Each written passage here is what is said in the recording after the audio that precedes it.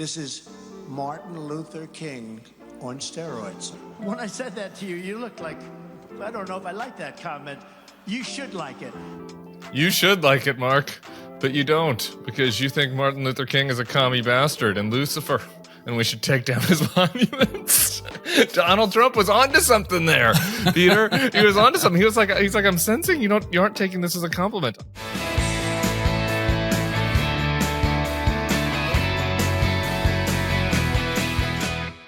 Hello and welcome to the Bulwark Podcast. I'm your host, Tim Miller. I couldn't be happier to be here today with the host of Good Luck America on Snapchat, founding partner at Puck, host of the Powers That Be podcast, which comes out every day, but don't listen to it before you listen to mine.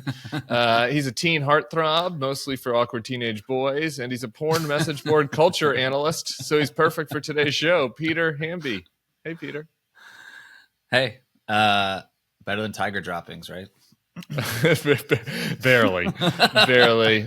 He's also one of my besties. I guess I should have said that. Peter, I needed somebody to just chop shop with on Mark Robinson today. It's quite so the story.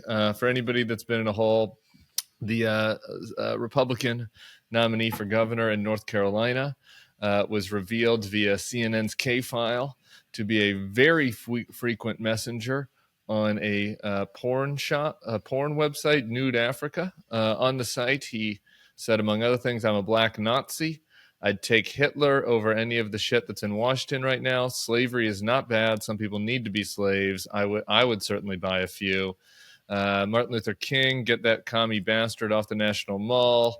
He said that a woman who complained about being sexually assaulted by a taxi driver, the moral of the story is don't F a white bitch.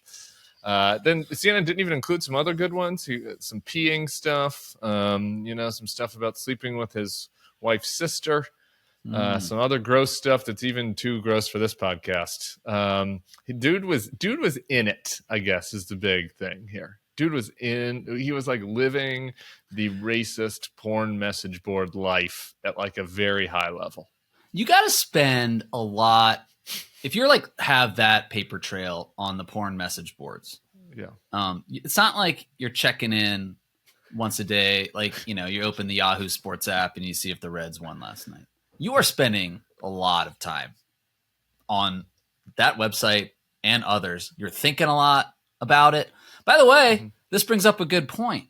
Not that his opponent would bring this up, but like if you're thinking that much about porn and it's occupying that much headspace, sir, how much time are you going to be spending as governor of the great state of North Carolina thinking about this stuff? Or are you going to be thinking about bringing textile jobs back to the triad? It's a good hit. He's going to be thinking about transsexual sex, which he's very into, according to the many posts about that, despite him and obviously Doc Rivers.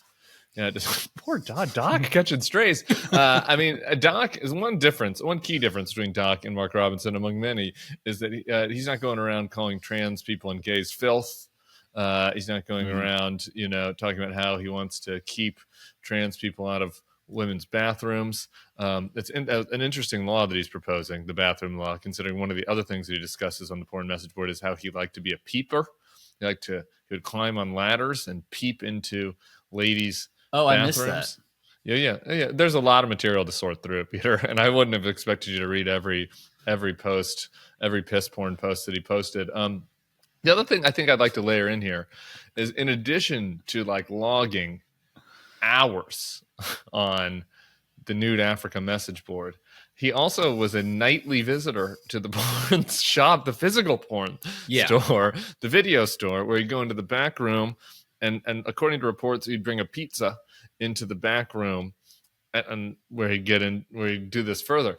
It's just like, how did this guy have time to like make a living? He went bankrupt several times. Also, like how did this guy find time to go to the bank, go to the grocery store? This dude was logging huge hours on message boards, in person, porn stores. Hey, like I'm not, whatever floats your boat is fine with me, but just like as a practical matter. Yeah, look, this seems also inefficient. This is something that'll send a throw up the leg of Bulwark listeners. The MAGA grift has brought into the political class a bunch of people who, prior to Donald Trump, were just like people who either lived on the fringes of society or fringes of the economy, who were weird, lonely, had a lot of time on their hands, found you would call it a cult, found, something to hold on to. And there are plenty of people who are Republicans in the Trump era who have on to something. It sure is. There are plenty of people in MAGA Republican politics who had nice careers as entrepreneurs and businessmen and lawyers and doctors or whatever before becoming politicians in whatever level of government. There are also plenty of people who were just like, didn't have anything to do, and they are just like, they're just kind of clowns, and he seems like an emblem of that. Can we tie this to the campaign though? Like I think Mark Robinson was already on track to lose. Republicans I talked to, RGA adjacent consultant types yesterday, like they already thought this race was kind of gone for him. Yeah. All the things you mentioned, the peeping and the piss porn, first time saying that on the content activation. It helps. The Black Nazi. Don't forget the Black Nazi. Martin Lucifer Kuhn. There's a lot there. Okay, great. So here's when you think about North Carolina, and maybe you're thinking about Kamala Harris in November, and how these two races are correlated. Obviously, Barack Obama won North Carolina back in 2008 when you were on the McCain train.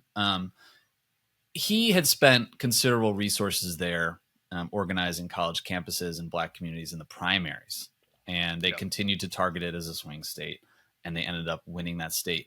Kind of a surprise, but a good W for Obama. Since then, hasn't been a battleground. 2012 was the last time it was a real battleground with a lot of resources invested there. People forget in 2022, there was a Black female at the top of the Senate race ticket there for Democrats, Sherry Beasley. Lost by 3 points, I think. That's the Richard Burr seat. The problem for Dems is they haven't been able to maximize turnout in sort of more rural, out-of-the-way Black corners of the state. The whites there, it's a great genre of white for Democrats. College-educated white folks in the Research Triangle outside Charlotte, over in Buncombe County, which is Asheville. Those folks are going to vote for Kamala. And we were texting about this the other day. Like, you think about the South.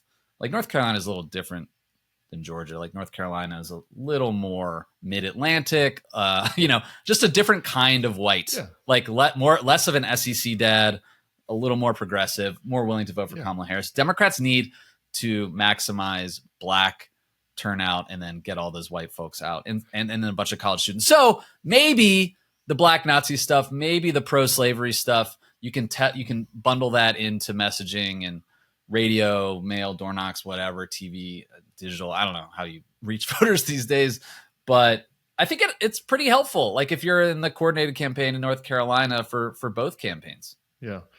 You've made two trenchant points there. One about this election and one about the state of the party. I want to start on this election first. And I'm sure everyone's heard this clip, but it's worth just listening to one more time in the context of just having heard what Mark Robinson was posting on these message boards. Let's hear Donald Trump talking about Mark Robinson recently. This is Martin Luther King on steroids. Okay. Now, I told that to Mark. I said, I think you're better than Martin Luther King. I think you are Martin Luther King ×2. And he looked at me, and I wasn't sure, was he angry because that's a terrible thing to say, or was he complimented? I have never figured it out. But I'm telling you, he's one of, right? When I said that to you, you looked like, I don't know if I like that comment. You should like it. You should like it, Mark, but you don't, because you think Martin Luther King is a commie bastard and Lucifer, and we should take down his monuments. Donald Trump was onto something there, Peter. He was onto something. He's like, I'm sensing you aren't taking this as a compliment. I'm comparing you to the only good Black person I can think of in my brain if I'm Donald Trump, and that's Martin Luther King. I can't think of any others to compare you to, and so I'm comparing you to him. And you don't seem happy. Don King would be the other king that Donald Trump thinks Don about. King. Trump's like Muhammad, the late great Muhammad Ali, and like you're like them combined, and he's like, it's kind of strange that Mark Robinson doesn't seem to be taking this as a compliment. I think we know know why now. But that's gonna, some of that stuff's gonna look ugly in the ads, and just that whole combo of the depressing, what the Democrats need, what you're talking about, depressing turnout among Republicans, exciting the black voters within North Carolina, bringing over the suburban ACC dads. Like, this seems to help on all three counts, right? Yeah, the depressing the white turnout. Maybe not. Maybe not. Maybe it does. So that's the other thing. So one reason North Carolina is hard for Democrats is you do have, maybe there's some Bulwark listening Charlotte dads out there who definitely there are. Yeah, sorry, there definitely are. What's up, those Charlotte? People? If you're listening to Bulwark and you live in Charlotte and you work in finance, you're not voting for Donald Trump. But the Jesse Helms whites, like the folks out in like the coastal plain. Out in the hollers where my family is descended from, those folks, they turn out for. Yeah, you don't think they're going to be thrown? They're not going to hear like kind of, I wish I owned slaves, and I've they don't. I don't think they three care. times, and I don't think they care. There's nothing. Hitler's better than everyone in America. They're still like, dude, I want this guy to run North Carolina. What? I mean, he's a total mess in his personal life. He spends all of his life watching porn or going to porn stores, and he's done nothing, but he should be in charge of the state. Yeah, sure. Yeah, I think that's a down the line or check the box if Donald Trump is at the top of the ticket. Okay. I'm just making clear. I agree with you, but I just, this is all new and fresh, so we're just trying to state it clearly. This is the other thing, don't care about it. This is the other thing, like, too. They wouldn't put this guy in charge of their local Arby's. They would feel we could find somebody better, though. We could probably find a better candidate. Well, the Trump camp apparently was pressuring Robinson to drop out on Thursday before the deadline to switch candidates. That was a gambit that wasn't going to work. It's how do you have a sprint? You talked a lot about sprint primaries back in July. How do you have a primary in 2 hours? 2 hours? Yeah, they were looking over the Democrats like, you pulled off this switch. It's working out for you. Can we do this in the next 4 hours? No, it didn't work. But the sort of base Trump voters have a way. They are the kings and queens of motivated reasoning. Just like Mark Robinson was yesterday on television with Andrew Kaczynski, saying that some, internet goblins went back in time using AI to like invent these like fake posts. I think Trump voters can self-justify anything as long as Trump is at the top of the ticket and he's wearing the MAGA. I guess, and I will say this: you say this about Trump. Now, Trump, obviously, we had Suzanne Craig on yesterday. Like, most of Trump's businesses have been disasters, and it's all kind of a big con. But like, he just gives off the aura of somebody that was a good businessman, at least. So you could be like, he should be in charge of stuff. He was a businessman. Mark Robinson's entire life has been just a disaster. Like, he's in shambles in his personal life. Like, he's just like he's like the guy that if this dad was the other dad on your kid's baseball team, you're like, please don't sit next to me in the stands. Is who this person is. Like, he might ask me to borrow some money. So like, I don't know. There's got to be some gap there. There obviously is some gap. Trump is doing better than him. There's some people out there that are getting there for Trump, but not for this guy. Yeah, it's tough. You made another point though that I want to get into, because you were for a while, I still are, but like really for a while there in the mid 2010s in our heyday, kind of major bones at like Republican events, and like know the Republican people, know the types of Republican candidates, had good relationships with Republican candidates. You're in South Carolina, had good relationships with Republican candidates.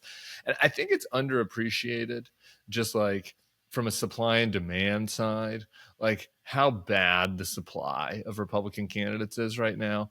And like, there's no, I don't hear like the quote unquote responsible Republicans, like Scott Jennings on CNN or Josh Holmes. None of them ever say this, but it's like when you've created a party where the only thing you need to do to win a primary is be just totally beholden to a charlatan. And like, that's all you got to do. The top two skills are like, be the Trumpiest Trump fan in the world and be as mean to woke libs as you can, right? Like, those are the two skills like that should be at the top of your resume if you want to win a primary. Like, you're going to naturally draw these people. And this was the point you're getting to. Like, you're going to get George Santos and Mark Robinson and Herschel Walker and Carrie Lake. Like, these are the people you're going to attract because like, you're not judging for military service or business success or whatever. And like, it really, like, you know, we had weirdos in the Republican Party in the aughts, but like, it is a category difference, like the candidate, like quality. Yeah, look, I think there are some exceptions to this. I mean, obviously, you have candidates and politicians in the Republican Party, Dave McCormick, or like someone like Doug Burgum, yeah, like self-funders. Well, he's in North Dakota. Right. No, they exist sort of outside the boundaries of like media attention and big media markets, and maybe they came out of nowhere. Like I don't know enough about this race, I should say, but like Tim Sheehy in Montana kind of feels like someone who's like not necessarily like full-blown MAGA Republican. You kiss the ring when you need to. I'm not saying it's most people. I'm not. So here's a good example. This is in the news right now. Mike DeWine. Like, how is he governor of Ohio? So Mike DeWine, when I first met him in 2010, he was in the Senate, right? Before he became governor. He was sort of campaigning around for the Republican ticket at the time. He became governor in 2018, which is a very Trumpy time in the Republican Party, and has been reelected twice, has, you know, he stood up to Trump in the early days of COVID. He has been, you know, a little bit of an aberration in that state. A very reasonable guy, wrote an op-ed in the New York Times today, standing up for Springfield and immigration, legal immigration, and attacking Trump and Vance for what they're saying about Springfield. Like, that guy also exists in a state that is no longer on the table for Democrats because it's so Trumpy. So there are exceptions out there. You know, like, how does a guy like Mike DeWine win a primary? Do you think that Mike DeWine? So Mike DeWine will be term limited out there in 26, and like who are the Republicans going to attract to run for that governor's seat? Like, no matter what happens in this election, is it going to be a Mike DeWine type, or is it going to be a Vivek? And like, I mean, it'll be a Vivek. If anybody wants to take the other side of this bet from me, if there are any like dispatch stands out there that want to take the other side of this bet, I would love to be wrong. I would gladly pay out. You know, sometimes I bet on, LSU because I'm hoping, because I'm wishing. But I'm glad to pay out if we lose. We were at the LSU UCLA game a couple years ago out here at the Rose Bowl. Do you have money on the game? I think this weekend's will be better than that one. I think this week's will be better than that one. But, you know, I'm happy to pay. But, like, sometimes you're wrong. I could be wrong. UCLA could surprise LSU this weekend. But, like, all signs point to the fact that, like, a Vivek model, not a Mike DeWine model, is what's happening. And a big reason for that, like, why does this keep happening? Like, it's because of the incentives, right? It's because there's nobody that's like, there's no incentive to say, hey, like, to win a Republican primary in my resume, I want to demonstrate to you that I ran a business and I'm for tax cuts and I'm like that people, and I'm a good upstanding citizen. I'm a member of the community. I was a leader of the Elks Club. Like, nobody cares about that shit. Like, they want to know, can you own the libs and do you like Trump? Both of these categories, though, maybe I'm being naive and optimistic here, are both backward looking. So you've got the MAGA Republican, and then you've got the sort of old model Tim Republican. Let's attack Vivek for a second, because Vivek is the ultimate grifter cornball. This guy, he wrote a couple books about anti-woke corporate culture. He's, one of these all-in podcast types. Yeah. For somebody who postures as a business guy, an entrepreneur, an innovator, someone who's, went to Harvard, uses the internet and embraces it, no imagination. So this is the thing. Like, and this might not be your type of Republican, but can't there be some Republican out there to sort of like fuse the worlds and bend the narrative a little bit in their direction? Like, Vivek is all just grafted onto the Trump train, and he's like, I'm going to do this because I can get famous in this culture. I can get on Fox News, et cetera, and make some bucks off a few books, and then run for office in Ohio. I think Ohio's interesting. I mean, in that same election, DeWine won, Sherrod Brown won. Republicans won the House vote in Ohio in 2018. And I think, by the way, Sherrod Brown can win this year against a Trumpy guy. And so, I don't know. I'm not saying Ohio Republicans will reject Vivek, but it's all just like very backwards looking, very uninteresting at this point. Like, the cult, maybe we're just in our blue bubbles, I guess, but it feels like it's getting old. Like, can't somebody come along and rebrand, not the party, but like what republicanism means? Yeah, I mean, there'll have to be some kind of fusion if Trump loses, I guess. But I don't know how you get away from the supply and demand problem. Yeah. Like, if what people are incentivizing is lib owning, then you're going to get. But isn't what they're 2022 the incentivizing is counterexample? Like, all the Republicans run and as now MAGA lost. Yeah. and lost.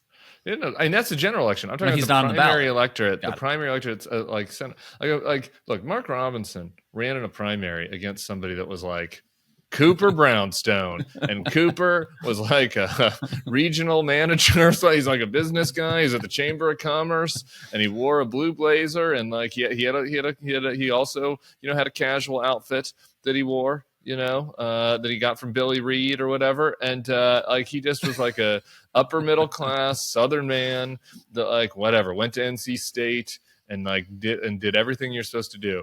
And Mark Robinson, who before we even knew that he was a porn fiend, we already knew that he was a Holocaust denier and a freak weirdo, like beat him like 70-30. Like that is like so.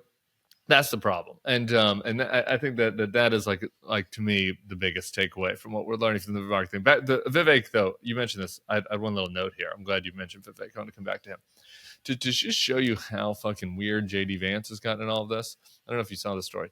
Vivek wouldn't go there on the cat eating. Vivek got asked. He had some event for Trump, and they were trying to pressure him because he's thinking about running for governor of Ohio. And they were like, "What? Like, so what do you think about this catting thing?" He's like, He's like, I can't. He's like, I can't really. I'm not gonna be the judge between what people are saying out there. I just know that there's some real problems in the community we got to deal with. I mean, if you are JD Vance, you got to be like, man, if I'm advancing a conspiracy so absurd that not even Vivek would go there. Like that, they're pretty deep down the rabbit hole. Yeah, Vivek has actually in recent months tweeted a few things where, like, I wouldn't say he's been urging sanity, You can see that, but he antenna. has said, yeah, exactly. Like, and this is what I'm saying. Like, God bless the people of Ohio, and I also come from. This is the Peter Hamby sports / coaching tree, like. Yeah. I have North Carolina people. My dad's from Cincinnati. My family's from Cincinnati. I'm a Reds fan. And I don't think Vivek's been to a single Reds game this year. Mm-hmm. Challenge his Ohio credentials on that. But yeah, like his antenna is toward running for governor, and maybe he's got to moderate a little bit. But he's like Ben Shapiro. Like he confuses being loud and confuses being good at debate with being an intellectual. And he can bend words to whichever direction he wants to suit his political ends. One last closing thought on Ohio before I want to get to Kamala. The Mike DeWine op-ed that you mentioned was nice. It was nice. It was good. It was except for one paragraph, it was everything that I would like. I was going to say most of that stuff really was could be George W. Bush. City on a Hill, Reagan. Yeah. Could be George. Compassionate conservatism. Yeah. Immigrants are an important part of the fabric. Pluralism. And he was hitting all my notes. And then we get to this line. As a supporter of former President Trump and J.D. Vance, I'm saddened by how they and others continue to repeat claims that lack evidence and disparage the legal migrants living in Springfield. This rhetoric hurts the city and its people, and it hurts those who have spent their lives there. Does he have to do this? Like, why does he have to do this? He's 77. He's retiring. He's retired. Come into the light, Mike DeWine. It's okay. It's okay. Just kind of go down to the store, grab a couple coconuts. Just be like, Kamala's fine. Kamala water's fine. No, for Mike DeWine, how does he look at these people and he's like, you are disparaging and lying about my constituents, and you are putting them in danger. And I'm proud to support you for president of the United States. These United States. It is so. It's one of those things. It's a little. It leaves me wanting. People overanalyze the behavior of politicians. Like Mike DeWine, and by the way, this cuts to a lot of MAGA stuff and why a lot of Republicans went along with the train. He wants to keep going to the conventions and the fundraisers. Like this is his whole life. Why? He's 77. people like going to conventions. Take your wife down. It's take your your whole wife life. down to Del Boca Vista. Go down to Del Boca Vista. So look, I generally have. It's a great life. Enjoy your golden years. You want to go to a fucking rubber chicken dinner with Don Trump Jr. in Toledo in 2025? That's what you want to do? Really? So I'm on the Mike DeWine Wikipedia page right now. He was first elected as a county prosecutor in 1977. I am bad at math. What is that? 40 years ago? A long time. It's a long time. These people, when you get in the game, you become an addict. And this is like your whole life and your whole culture and your friends and the people you date and the parties and your commonalities with people. Like, it's just what you do. And so, but by the way, I agree with you. And Scott, our pal, we always text about this too. Like, if you are Rupert Murdoch or you are Bob Iger or you are, any super rich person, like, it's the Logan Roy thing. Like, if you're that rich, go.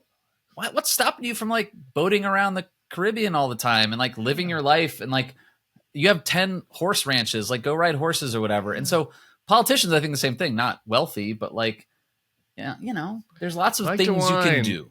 Let me be your naloxone. Like, let me get you off this drug. You can just do it. Come on down to New Orleans. It's great. We'll have a purple drink. Your life will be fine. Life goes on. You don't need to do it anymore. It was a 46-year run. Mike DeWine is not going to Lafitte's, my friend. We could find you something. We could take you to Brennan's. Sure, there you go. We can have a nice dinner, go to Arnold's, right? Sit up there on the balcony. Oh, anyway, come on, Mike DeWine. You got 40 some odd days left. We got to talk about Kamala. You were texting me last night. I forget what it said. Something like, "This is my shit." So let's listen to it. I'm a gun owner. Tim Walz is a gun. I did not know that. If somebody breaks in my house, they're getting shot. Yes. I hear that. Probably should not have said that. But my staff will deal with that later. Yeah. Kamala the cop. Kamala the rogue cop. Shooting, breaking, and entering people. Our pal is really good. Like, so our pal Keith Edwards, by the way, tweeted this last night. He tweeted the quote, "If someone breaks into my house, they're getting shot, Kamala Harris." And then he tweeted a screen grab of a 270 to win map that's entirely blue. Like 100% electoral college victory. But that's the thing. Like, the Trump campaign tweeted this out as if it were a gaffe. That was weird. The Trump campaign flipped it out. And by the way, relatable. Laughing, I think. Kamala and Doug live in Brentwood, which is, not since the OJ murder, pretty safe place. But relatable LA homeowner Other comment. Than that, Mrs. Lincoln. Other than the most famous murder of our lifetime, it's been a really safe neighborhood. By the way, that actually, I'm going to fact check myself. Home invasions in Los Angeles are up this year. Los Angeles obviously has a crime problem. Liberals can pretend crime in cities is fine. It's not. Kamala Harris saying, "I would fucking shoot somebody if they broke into my house to protect like my family." Extremely relatable, not just in LA, but fucking everywhere. And so, it's not just the Kamala is a cop thing that she's going back on. Like, there's something I've noticed about her, and this goes back to when I interviewed her in March for my Snapchat show. You and I and our friends on our text groups, we've talked for a while about the Kamala Harris between 2019 and 2021 was like, what are you? What do you believe in? You don't have a coherent worldview. You feel insecure. You're always playing defense. You're not good in interviews. When she is confident, she is very good. And for whatever reason, she has been confident since joining this campaign as the nominee.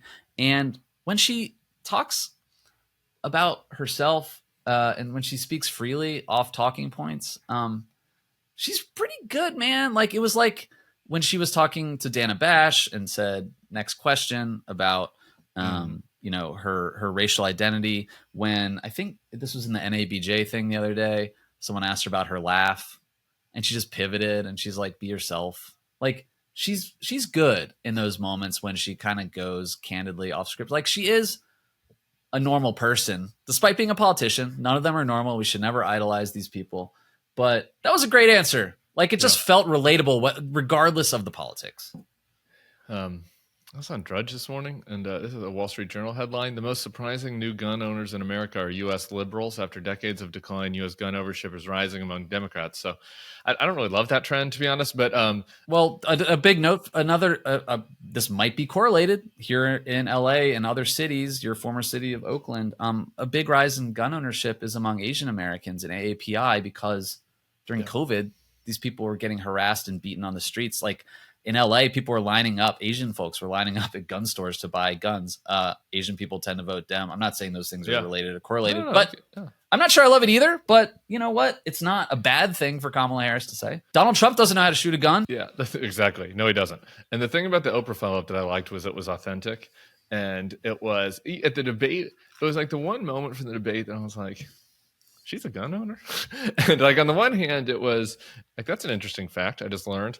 Well, she said that in really? 2019. You're really one? Yeah, I'd forgotten. I had missed that completely. Yeah. She said it also a few weeks ago. I just missed it. I think in the debate she said it. Yeah, no, that's what I mean. So the debate, when she said that, I was like, is that real? Like, did she just buy one to say it? Like, and so it was much more like, oh no, I'm a gun owner, and I'll cap you if you break into my house. I liked that element of it. It felt more real. The other point though about Kamala and how she's really had to come into her own. You were on this after your interview with her in March. You said it was, and this was well before the switch. Like, what struck you about that interview? I guess you were in Arizona with her, right? Was there anything that you kind of remember that struck you as being particularly strong, or giving you kind of a different look at her? So I'm not one of these reporters who's covered the Hill or covered her in California going back a long time. I'd interviewed her twice. Once in Oakland, I was crashing with you and Tyler and did a GLA interview. Drew was there, 2018, 2019. But it is the first time I talked to her since being VP, and I had done some reporting for Puck about all the stuff we've been hearing about, like staff turnover in the White House, but also stuff going back to when she was AG in California, and so I just hadn't spent time around her. This was an abortion rights event in Arizona. She's been since Dobbs, her portfolio under the Biden administration was abortion, but also rallying the young people on college campuses. And so she had been spending time on campuses. She's been spending time talking about something she was comfortable talking about, like abortion rights. Like, she's good. Remember, the whole prosecutor thing, people miss people oversimplify. I can take the case to Donald Trump. That's not it. This is the prosecutor thing is one reason she was good in these Senate hearings is she just needs a clear target, one thing to aim at and talk about. In the primary, you have 10 opponents in 2020. Yeah. I don't know what to talk about. Got to grab something out of thin air and run on it. Here with abortion rights, it's great for her. And so it was that. This was also during some hot Gaza moments. And I just noticed when I interviewed her after this rally, her tone on Gaza was much more sympathetic to the Palestinians without deviating from the Biden administration policy line. So I thought that sort of rhetorical move was good. And that I think was sprung from spending time around college students and young people in a way Biden doesn't and didn't. And just it was, again, this confidence that I think comes from spending time campaigning and talking about issues that are good for her, but two, just batting practice. Yeah. So you're vice president, and this is why Kamala Harris, you and I agreed in the days of July when Biden was in trouble, she was always going to be the nominee. And it wasn't because this is the party of black women or Kamala Harris deserves it. She deserved it because she was the vice president, and she would be the best option to slot in there and run a sprint campaign. You put Josh Shapiro and Gretchen Whitmer, and sorry, Sarah Longwell, I know you're listening and you're a Josh Shapiro super fan. these governors with all the hype, we've seen it. I gotta tell you, the whisper campaigns are in the whispering around. Every time there's a Pennsylvania poll that's not good, the whispering that comes out about she should have picked Josh.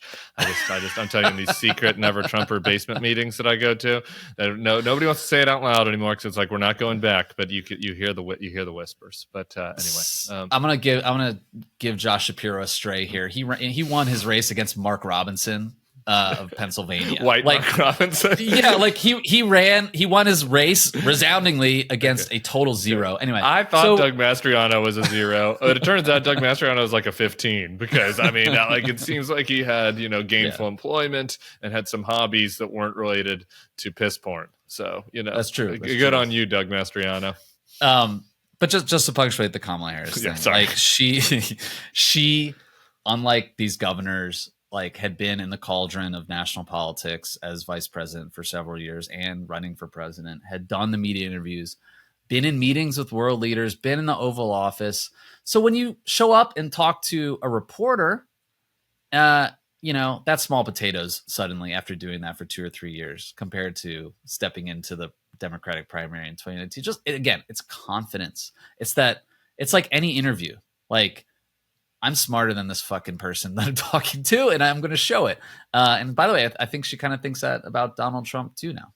Yeah, she really does. I know you listened to the Amy Walter podcast on Tuesday. Amy, I'm a little more bullish than Amy. I think Amy was insightful, very insightful about kind of the demographics, but a little bit cautious on the prognosticating. You're more of you're a pundit type. You got, you're not weighed down by having to have race rankings. So where do you kind of see things standing here on Friday, September 20th? You'd rather be Kamala Harris than Donald Trump right now on September 20th. But remember, there was a poll, a very good, high-quality poll of Wisconsin from Marquette University, also in the Hamby coaching tree because my mom went to Marquette. Biden winning by 5 or 6 points in late October, Wisconsin, by 5 days before the election. And he won by, 1 point? Less than a point? So I was talking to our pal at Disu. Actually, no, he said this. Very good episode of Pod Save America, by the way, with him and Dan. Pod Save what? Pod Save America. It's a John Lovett from Survivor hosts it sometimes. I don't know if you know him. He lost in the first episode. I'll have to check that one. John Lovett got voted off in the first episode of Survivor. Which I know I broke the news. I spoiled that for people on yesterday's podcast. 2 mentions so far this week about that. Yeah. Right, more strays caught. But Adisu made an astute point, which is like, all I know, like if the race is in a margin of error and Democrats are in a position to win right now, that's all we can hope for. That's the best we can hope for. And underneath that, I have tools and levers as a campaign that I can pull to get over the finish line. So I think Amy made some very smart points going in. And when you guys were talking about the different shades of whites in all of these states, I think you guys unlocked something that was very interesting in your conversation. And I had a conversation with the Pennsylvania Republican yesterday that sort of aligned with this. Kamala Harris is making inroads with non-college whites a little bit, which is good. We'll see if that holds. Women in particular. Yes. Yeah. What's interesting is that she's kind of at parity with Biden with college whites around like Philadelphia.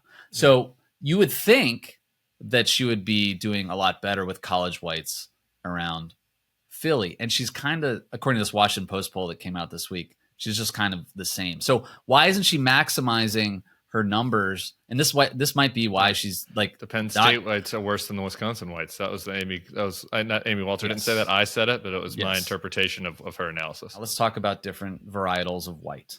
The Philadelphia college suburban whites. How are they different than the whites of Wisconsin? This is your line, like Madison, Wisconsin, Dane County, they deliver North Korea levels to Democrats these days, like 90-10, not margins.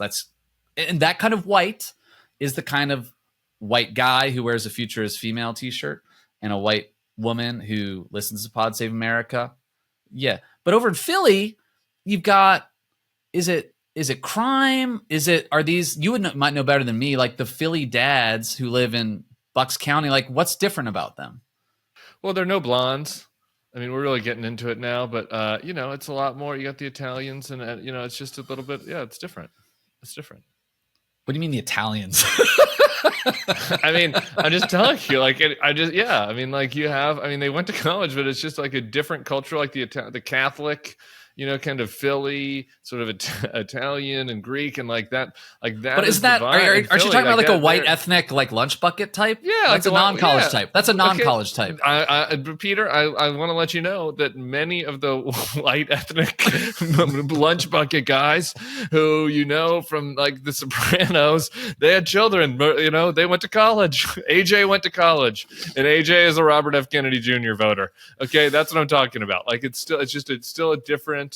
Like it's a different cultural vibe than you have around in Dane County. But in Pennsylvania, do they care about crime? Do they care about fracking in a way that they don't in like Detroit? Yeah, I mean, sure. Yeah, I guess probably. But I think that I don't think that it's as much that, right? Like I think that there's a more of a look, you also have the Wisconsin kind of long progressive history, in the state, right? I think that it's cultural and it's, and I think Sarah Longo pointed this out when we were talking, I forget, on one of our 100 podcasts the other day. And she's like, the other people that are college educated, and I can't even name these colleges because I have to raise my hand. I'm an out of touch elite at sometimes, but she's like, she's from central Pennsylvania. And she's like, you forget that college educated whites include like people that went to Mechanicsburg College. That's not real. I just made that Slippery up. Rock. Like, you know what I mean? Yeah. They're like all kinds of colleges in the middle of the state. And like the types of people who graduate from there,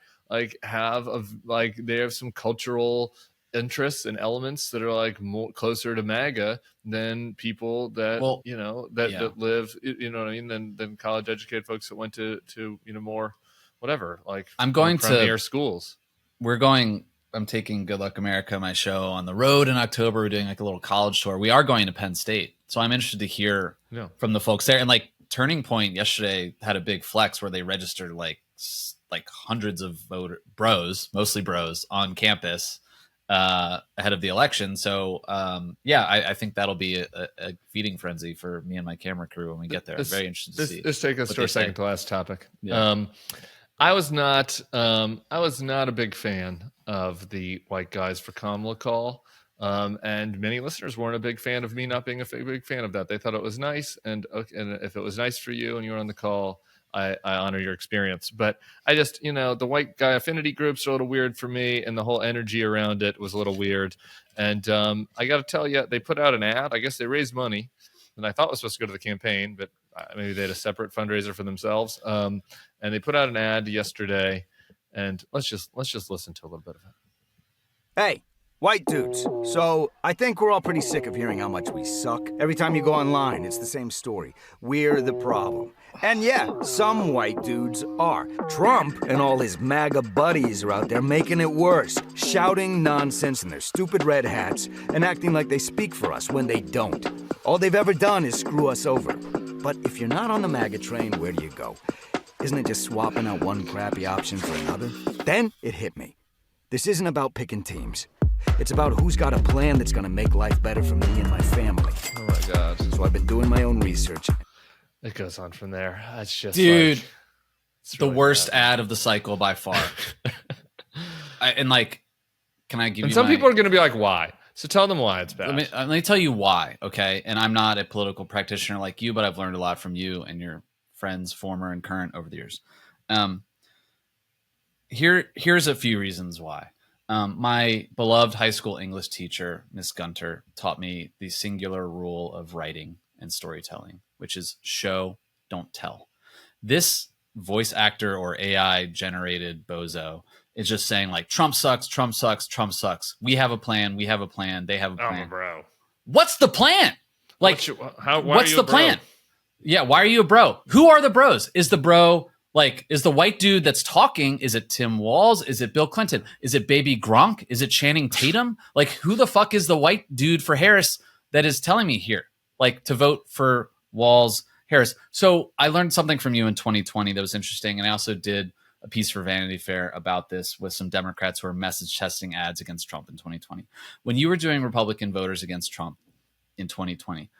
The stuff was stripped down, but it was good because you would find our pal Brett in North Carolina or Chuck in Detroit. Tommy in Texas. Tommy in Texas. They could be 40, they could be 60. And it would be straight to camera recorded on their phone. And they'd be like, I voted for Trump in 2016 because I wanted to change.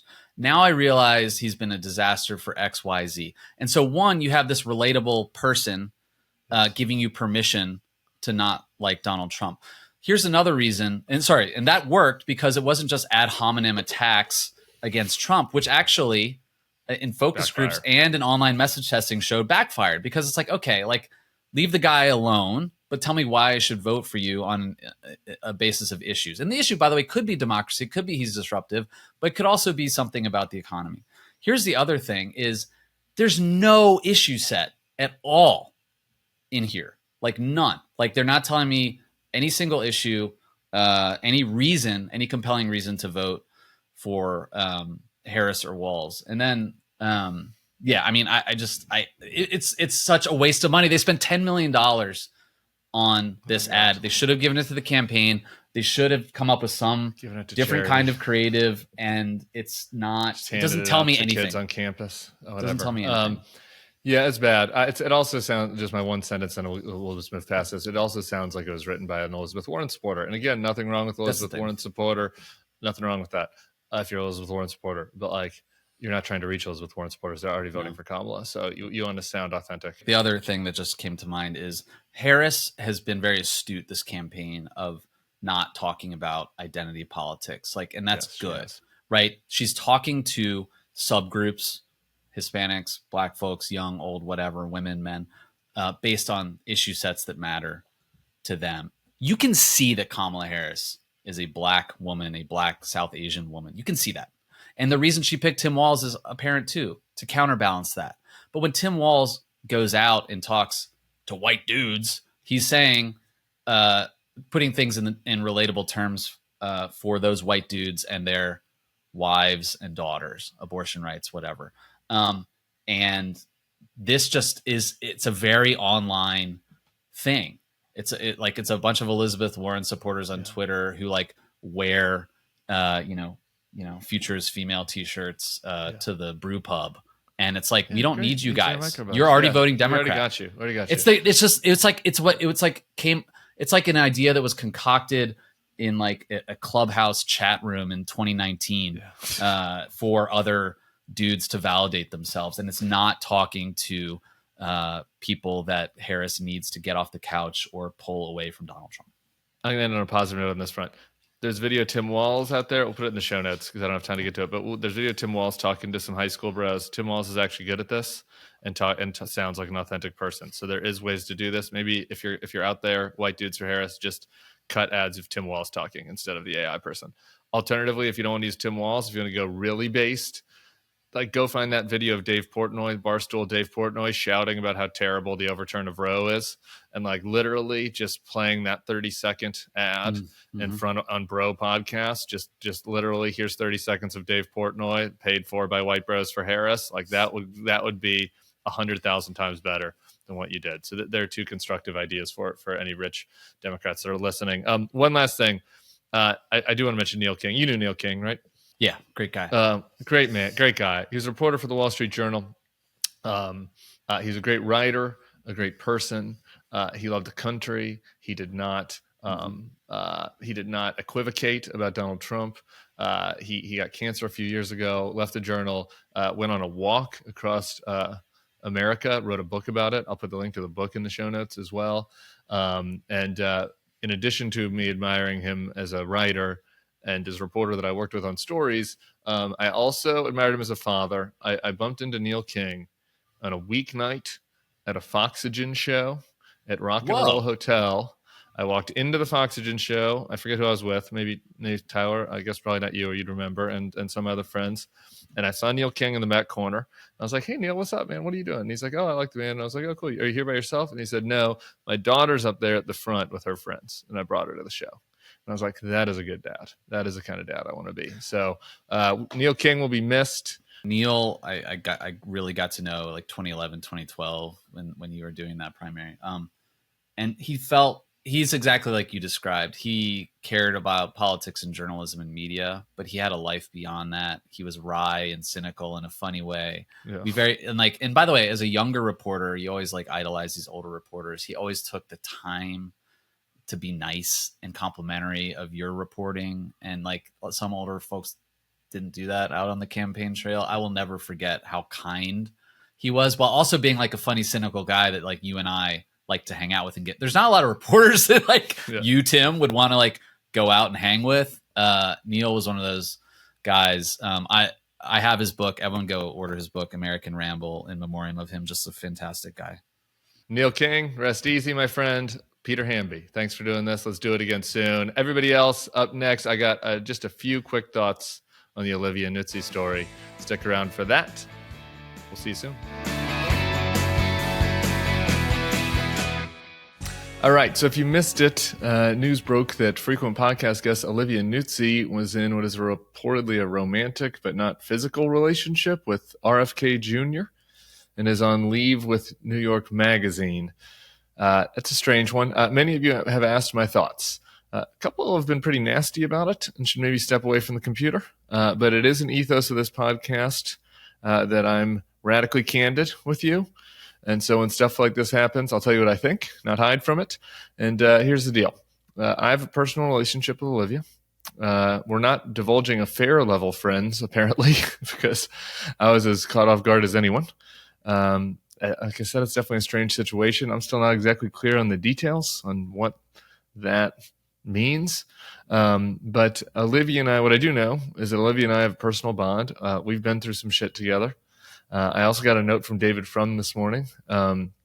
David said that among all the younger journalists who knew their late daughter Miranda, Olivia was among the most attentive after she'd passed, drove to Toronto for the funeral, and her consideration meant a lot to them at a tough time. So people contain multitudes. They aren't as two-dimensional as they may seem online.